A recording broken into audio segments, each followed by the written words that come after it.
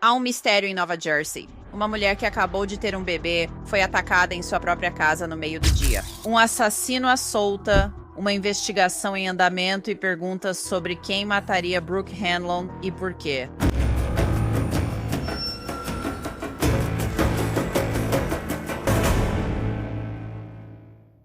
Bem-vinda ao Law and Crime, sou Anjanette Levy. Investigadores de homicídios em uma pequena cidade de Nova Jersey têm um mistério em mãos. Um mistério tão trágico quanto confuso. E a investigação já está em andamento há quase um mês e envolve uma mulher que virou mãe há pouco tempo, que deveria estar passando o verão com seu bebê e seu marido.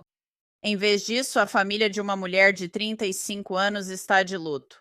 Eles estão planejando um funeral e um bebê terá de crescer sem a mãe. Esse mistério começou em 6 de junho em Chester Township, Nova Jersey. Fica no condado de Morris, a cerca de 1 hora de carro da cidade de Nova York. Um homem ligou para o 911 pedindo ajuda porque Brooke Hanlon estava em casa e em uma situação muito, muito ruim. Aqui está o áudio da ligação com a central. Sim, você está dizendo que ela está sangrando muito? Ele vai começar a RCP. Disse 86, alto-falante. Obrigada, senhor. Ele está na sala de controle, não sei. Do que você está falando? Precisa. Eu vou até a árvore caída e vou dar uma olhada. 47 carros começaram a atender as pessoas. 47 carros vão estar no andar de cima, no segundo andar é. Eu desci sozinho, tem um quarto. Agora, a casa onde Brooke Hanlon morava com seu bebê e seu marido fica na Pottersville Road. A casa fica afastada da rua. E se você olhar no Google Maps, vai ver que não há muitas casas ao redor da casa onde Brooke Hanlon e sua família moravam. Há áreas arborizadas de um lado e um quintal cercado do outro. Agora, isso realmente faz você se perguntar: será que a pessoa que matou Brooke Hanlon sabia exatamente para onde estava indo e quem tinha como alvo? Agora, a outra peça desse quebra-cabeça. Essa ligação, relatando que Brooke Hanlon precisava de ajuda e que havia sangue por toda parte, chegou às 16h30 de um sábado à tarde. Esse é geralmente o horário em que uma mãe de bebê se prepara para o jantar ou o bebê acorda de uma soneca, dependendo da rotina. Essas são as pequenas coisas que penso ao ver esse caso. Brooke Hanlon era psicoterapeuta em Nova Jersey, segundo seu LinkedIn. Ela se descreve como altamente motivada, responsável e compassiva, uma pessoa com licença LPC de Nova Jersey. Ela tem experiências diversas em vários ambientes, trabalhando com crianças, adolescentes e famílias que precisam de aconselhamento, assistência terapêutica, recursos e outros tipos de apoio. Agora, isso aconteceu em Chester Township, mas o escritório do promotor está liderando a investigação, e até agora esse caso está sendo mantido sob sigilo absoluto. O escritório do promotor só divulgou a investigação do assassinato em 13 de junho, uma semana depois. Em uma postagem no Facebook, a porta-voz do escritório escreveu: no final da tarde de 6 de junho, os paramédicos e policiais de Chester Township responderam a uma ligação para o 911 em uma residência na Pottersville Road. Uma moradora de 35 anos foi encontrada morta na casa. Um exame do Instituto Médico Legal do Condado de Morris concluiu que a morte foi causada por múltiplos ferimentos por objeto cortante e classificada como homicídio. A investigação segue ativa, conduzida pelo Ministério Público do Condado de Morris, Polícia de Chester Township e Departamento do Xerife do Condado de Morris, CSI. Nenhuma outra informação pode ser divulgada neste momento para proteger a integridade da investigação. Então essa foi uma resposta bastante padrão. Eles não costumam divulgar muitas informações durante investigações ativas. O nome de Brooke Hanlon só se tornou público nos últimos dias. E eu achei isso bem curioso. Certo. Então, para nos ajudar a analisar esse caso, quero chamar Jared Ferentino. Ele é ex-promotor. Também é autor de um ótimo livro disponível na Amazon. Vamos falar sobre isso em um minutinho. Chama-se Mothers, Murders and Motivation: A Journey Through the Mind and Heart of a Prosecutor. Então, Jared, muito obrigada por voltar ao programa. Obrigado por me receber. Sim, adoramos conversar com você. Qual é a sua opinião como ex-promotora sobre esse caso? Pelo que sabemos, eles estão sendo muito discretos sobre isso, mas o que você acha?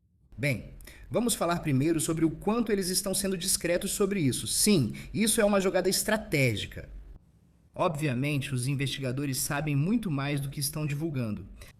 Quando eles estão conduzindo entrevistas e continuam a investigação, é fundamental que informações que só seriam conhecidas pelo assassino, ele ou ela, permaneçam fora do conhecimento público.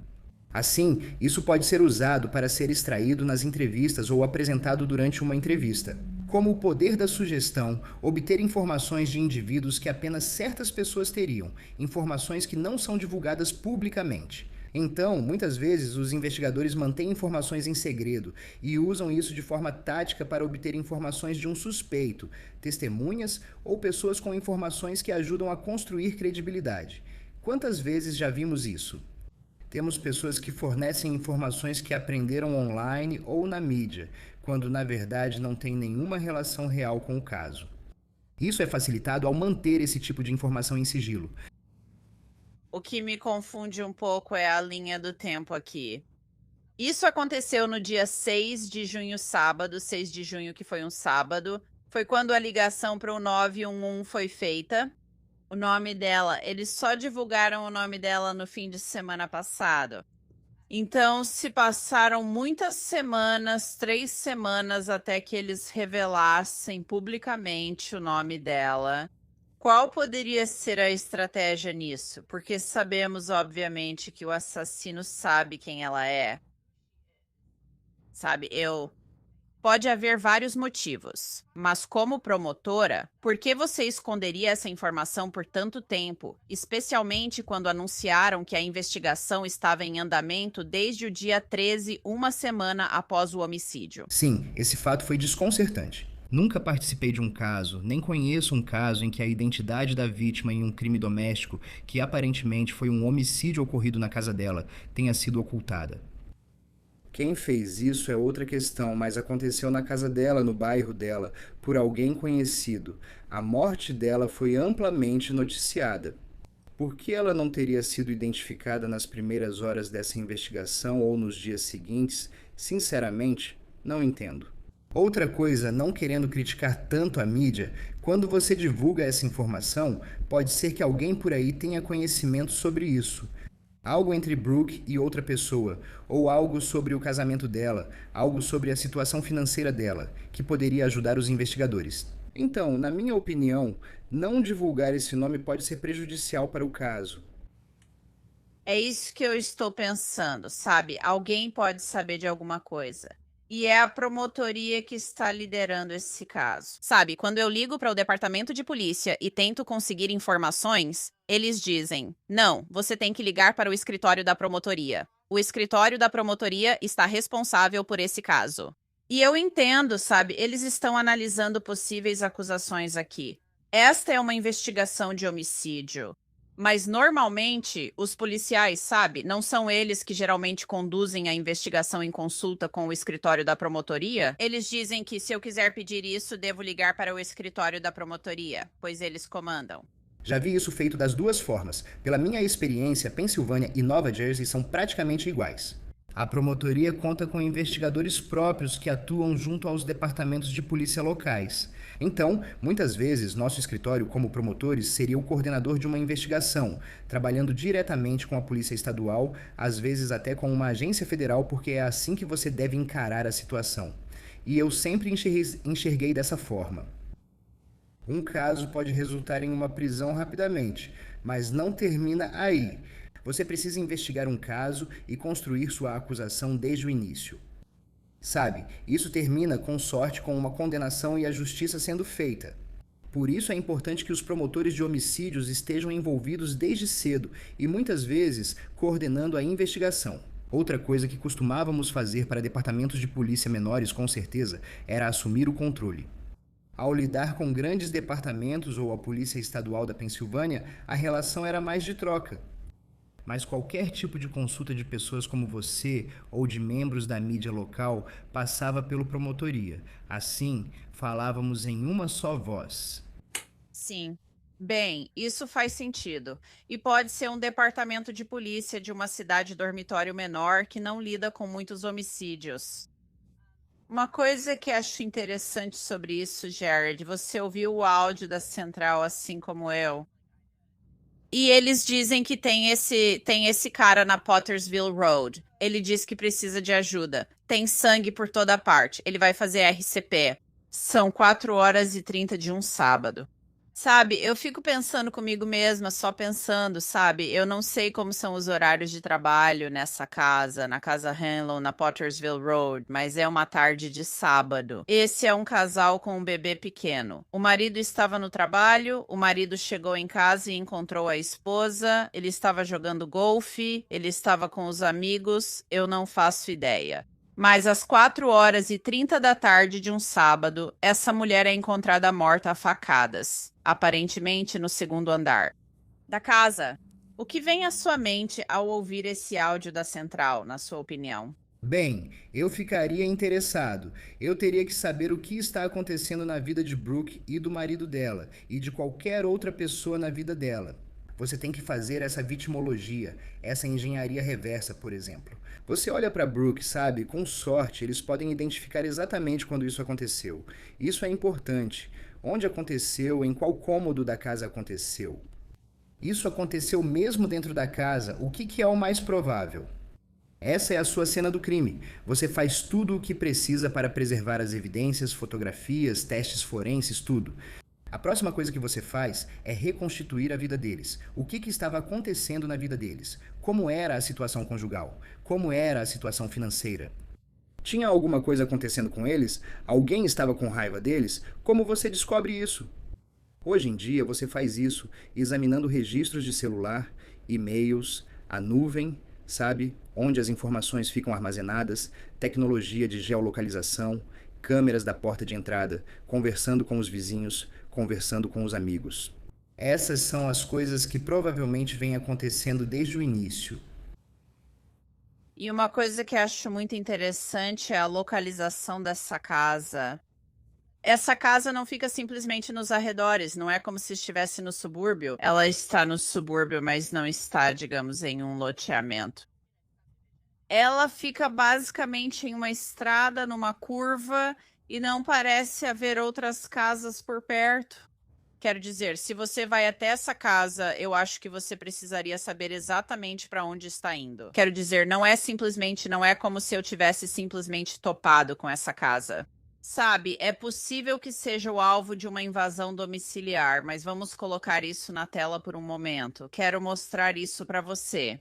Então, aqui está, Jared. Quero dizer, essa é a nossa casa, e não parece haver outras casas por perto. Se você olhar esse mapa do Google, sabe, você vê um quintal ali. A Pottersville Road desce por ali.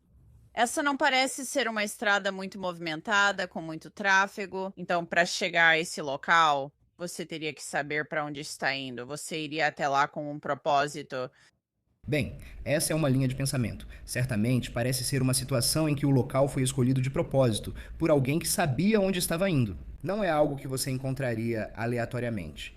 A outra linha de pensamento seria que, por ser tão isolada de outros vizinhos, é uma residência que poderia ser facilmente alvo porque talvez ninguém vá ouvir alguém gritando.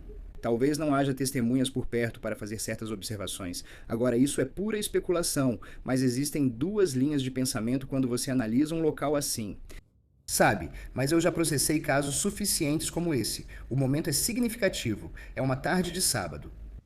O que está acontecendo às 4h30 da tarde de sábado? E se você tem filhos, provavelmente teve uma festa de aniversário ou algo assim pela manhã. Você já está mudando para o que vai acontecer à noite.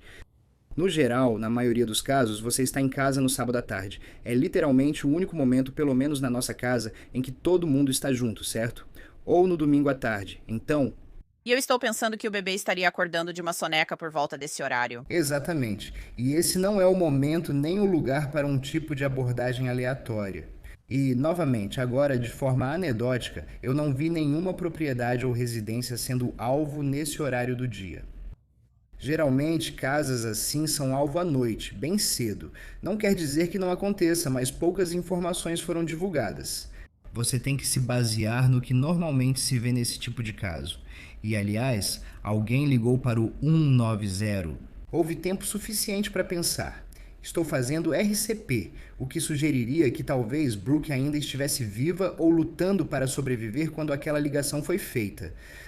Se alguém a encontrasse e ela estivesse claramente morta, com múltiplos ferimentos de faca e já estivesse morta há algum tempo, você provavelmente não estaria falando sobre RCP.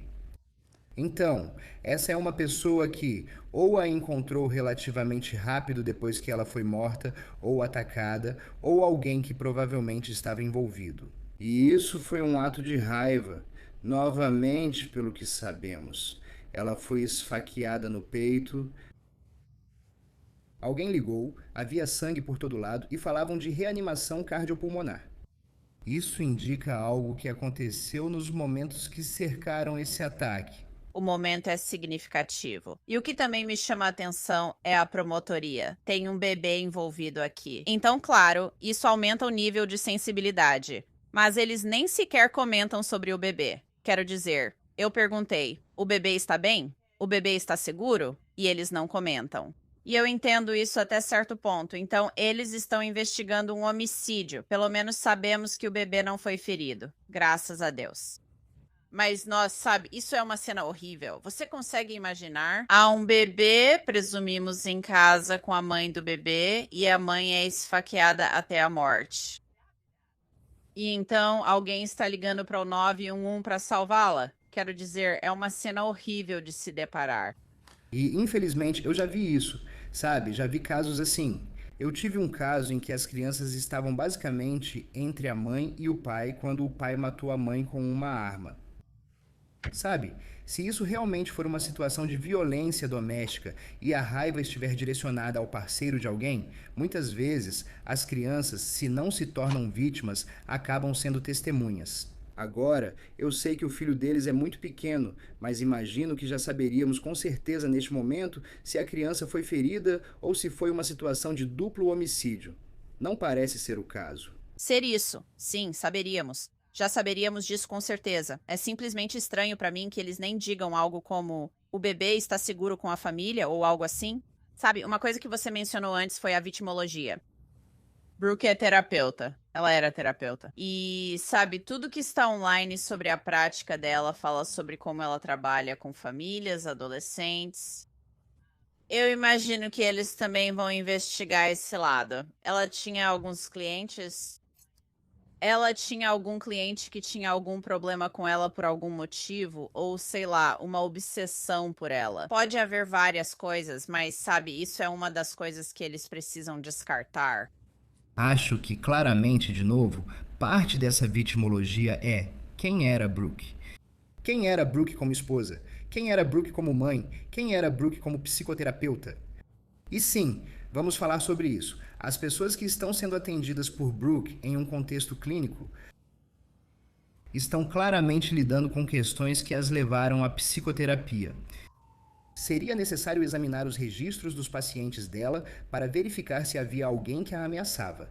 Ela havia expressado medo ou preocupação em relação a algum paciente. Houve uma interrupção no atendimento a algum paciente recentemente ou nos últimos meses que poderia fazer com que alguém desejasse o mal a Brooke. Esses pontos, Bendis, só importariam se fosse realmente um caso de autoria desconhecida. Se isso for claramente um caso de violência doméstica e houver evidências físicas no local que comprovem que foi um caso de violência doméstica que terminou mal, claramente você não iria necessariamente se aprofundar tanto nos detalhes. Mas se for realmente um caso de autoria desconhecida e você estiver considerando se havia uma terceira pessoa aleatória envolvida, um ladrão, um agressor aleatório, alguém de fora da família, então sim, você vai ter que analisar esses contatos nos registros dela. Eu quero saber sobre os eletrônicos da casa, os celulares. Tem tipo uma Alexa que capta áudio? Tem câmeras de segurança fora da casa, dentro da casa, já que vocês estão meio que no meio do nada, ou pelo menos em uma área mais isolada, não é totalmente deserta. Mas, sabe, se você mora lá, imagina-se que teria algumas câmeras ao redor da casa e se elas captaram alguma coisa ou não. Bem, esse é o tipo de coisa que nos dias de hoje é tão poderosa e significativa em investigações. Outra coisa, ela tinha um Apple Watch, sabe? Há registro da frequência cardíaca dela ali. Podemos identificar quando o batimento cardíaco dela chegou a um nível em que ela estava sendo atacada e no fim faleceu? Se alguém disser que não estávamos brigando, que nada estava acontecendo naquele dia e que estava tudo calmo, mas você observa acelerações e desacelerações no batimento cardíaco dela ou mensagens que indicam uma disputa, percebe que algo estava acontecendo. Essas são as coisas que você usa para contrariar o que algumas pessoas podem estar dizendo e usar isso na sua apresentação, futuramente num processo criminal. Então, eu também imagino que, como aquela estrada é um pouco isolada, você iria conversar com os vizinhos ao longo daquela estrada para ver se eles têm câmeras que possam ter registrado veículos que passaram por ali. Isso também é significativo. Sabe, esse tipo de coisa vai ajudar. Novamente, se isso foi causado por uma terceira pessoa de fora, esses detalhes se tornam ainda mais significativos. Falamos também sobre a necessidade de eliminar suspeitos. Novamente, tudo depende do que é conhecido pelos investigadores neste momento. Eles estão focados em um indivíduo específico que estava em casa com ela ou na possibilidade de uma terceira pessoa? Sim, acredito que os dispositivos eletrônicos vão esclarecer muita coisa aqui e terão grande importância. Além disso, leva tempo para receber e analisar essas informações. Vamos ver o que acontece. Jared, fale um pouco sobre seu livro para a gente. Bem, infelizmente o livro fala sobre um caso muito parecido, um caso de violência doméstica onde uma mãe foi morta em sua casa. Mas o livro também fala sobre mães pelas quais tive a honra de lutar na minha vida. E fala sobre minha mãe, que criou a mim e meus 3 irmãos depois da perda do nosso pai quando ainda éramos muito pequenos. Então, o livro celebra as mães como forças poderosas, muito poderosas. Em casos em que lutei por elas, onde seus filhos foram mortos, mães que foram mortas em um incidente e uma mãe que foi responsabilizada por não conseguir proteger seu filho. Então, sabe, estou olhando para esse caso. Vejo mais uma perda trágica de uma mãe. Nós não sabemos todos os detalhes, mas sabemos que uma criança ficou sem mãe aqui. Uma família perdeu Brooke. Infelizmente, vi muito disso na minha carreira e escrevi sobre o assunto. E eu espero que o livro traga força para as pessoas que se encontram nesse tipo de situação, mas ao mesmo tempo mostre que há esperança no nosso sistema de justiça criminal. Sim, acho que vale a pena conferir, pessoal. Está disponível na Amazon. E Jared, muito obrigada por ter vindo e por oferecer seu tempo para falar sobre o caso da Brooke Hanlon. É devastador. É muito triste. E espero que, para a família e os amigos dela, eles tenham algumas respostas em breve. Obrigada. Quem tiver informações sobre a morte de Brooke Hanlon deve ligar para a Promotoria do Condado de Morris. O número é 973-285-2900 e isso é tudo para este episódio de Law and Crime. Eu sou Anjanette Levi. Muito obrigada por estar comigo. Eu te vejo aqui na próxima vez.